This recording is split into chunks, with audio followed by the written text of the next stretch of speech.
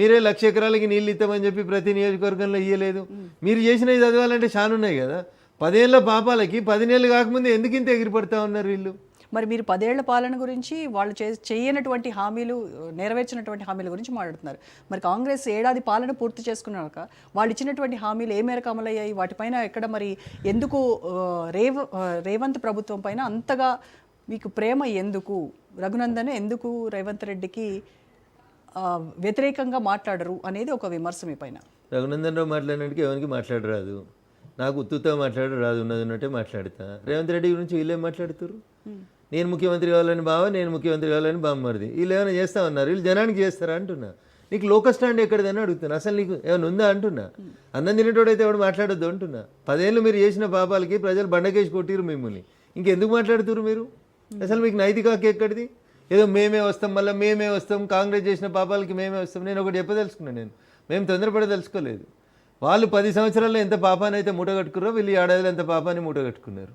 నేను ఇప్పుడే రేవంత్ రెడ్డిని తిడతలేడు, రేవంత్ రెడ్డి రఘునందన్ రావు ములాఖతు, ఇంతకుముందు అట్లే మాట్లాడుతుండ్రి. కాంగ్రెస్ వాళ్ళు మాట్లాడుతారు అప్పుడు రఘునందన్ రావు కేసీఆర్ ములాఖతు.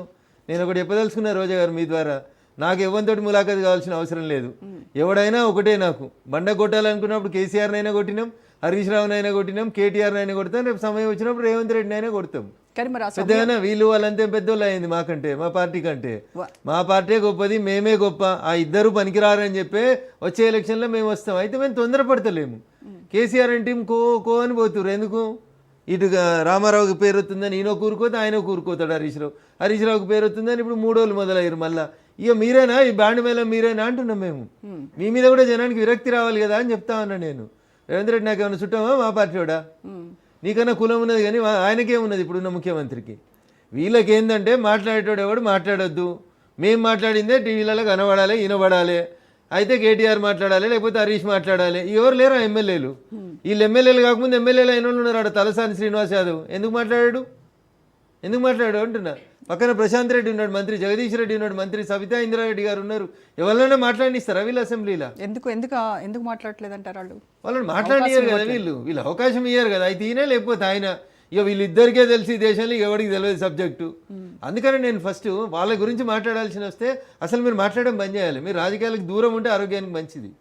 లేకపోతే మీరు ఎందుకు పనికి రాకుండా అయిపోతారు, సమాజంలో వెలివేయబడతారు కొద్ది రోజుల తర్వాత. ఇక మాకెవరికి రావా మాటలు? నన్ను కూర్చోబెట్టాను నీ కుర్చీలో, నీకంటే చాలా బాగా మాట్లాడతాను నేను. ఆఖరికి మీ కుర్చీలో కూర్చోబెడితే మీకంటే బాగా యాంకరింగ్ చేయగలుగుతాను నేను. అన్నీ వచ్చు మాకు కూడా. కానీ వాళ్ళే అంతా నాకే వచ్చు. ఏమొచ్చు మీకు? మొత్తం ఈ తెలంగాణ నాశనం చేసింది మీరు. తెలంగాణ ఉద్యమకారులను నాశనం చేసింది మీరు. నాలాంటి వాళ్ళ ఉసురు పోసుకుంది మీరు. తెలంగాణ సమాజం మా దుబ్బా కోటర్లు మీకు కర్రు కాల్చి వాత పెడితే అయినా మారకుండా అహంకారకంగా బిహేవ్ చేసి గెలిచిన ఎమ్మెల్యే నా మీద 29 కేసులు పెట్టించారు వీళ్ళు. వాళ్ళ గురించి మాట్లాడకపోతే ఎవరి గురించి మాట్లాడతావు?